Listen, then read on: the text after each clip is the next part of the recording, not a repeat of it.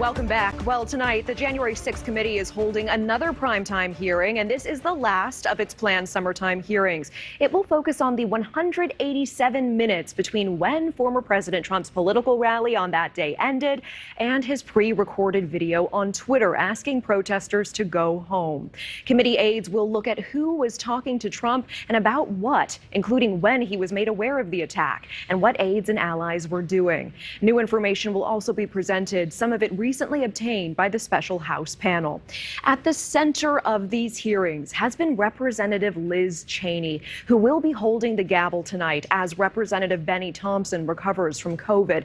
And she is saying this is the most important thing she has ever done professionally and the most important thing she will ever do. But with midterms in just a few months, she is trailing by more than 20 points against her opponent in Wyoming.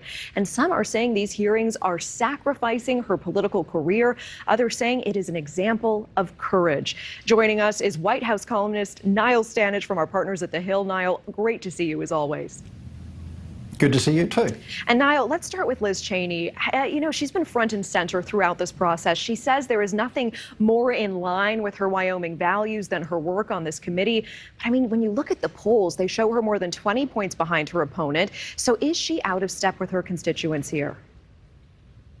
She's certainly out of step with her Republican constituents, and Wyoming, of course, is an overwhelmingly Republican state. Hasn't been carried by a Democratic presidential nominee since Lyndon Johnson in 1964. Now, I think Congresswoman Cheney would make the argument that there are bigger issues at stake here, particularly when it pertains to January the 6th. But do the people who will select the Republican nominee agree with her? It doesn't look like it, based on the poll that you just showed and other polling from the state.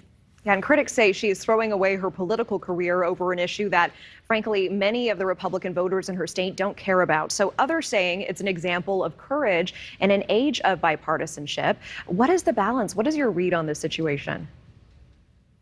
I think Liz Cheney is genuinely appalled by what happened on January the 6th. I don't think she has suddenly transformed herself into a liberal. The Congresswoman is quite ardently conservative. She just has very vehement opposition to what happened in January the 6th, when approximately 150 law enforcement officers were injured, more than 800 people have been charged. It was an attempt to overthrow an election, and had it been successful, it would have destroyed the peaceful transfer of power in this country. I think that's where she focuses on. That isn't how Republican voters in her state, for the most part, see things. And it looks like if she is to win another term, she's going to be reliant upon independent voters voting in the primary, and maybe even some Democrats changing their party registration on the day in order to back her, because it doesn't seem like she has backing from Republicans. What is the likelihood, truly, of something like that happening? Well, it seems an uphill battle. If she's really 20 points behind her more pro-Trump challenger, it's obviously going to be difficult, particularly the Democratic part of that puzzle.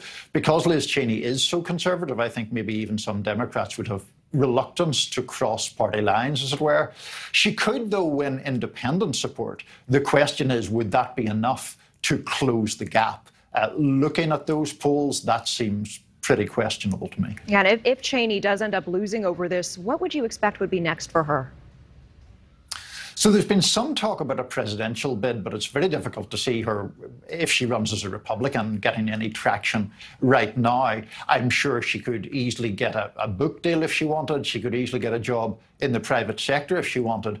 We should maybe mention, Natasha, she doesn't necessarily need to do anything. Open Secrets, our website that traces the financial affairs of politicians, estimated that she was worth about $14 million in 2018. So she's not in need of a job, even if she loses her current one. We certainly see her feeling filled with purpose in this moment, and we will be watching. Nichole Berlie, thank you so much for your insights. Thank you for watching. Go to newsnationnow.com to find NewsNation on your television provider. And don't forget to click the red subscribe button below to get more of NewsNation's fact-driven, unbiased coverage.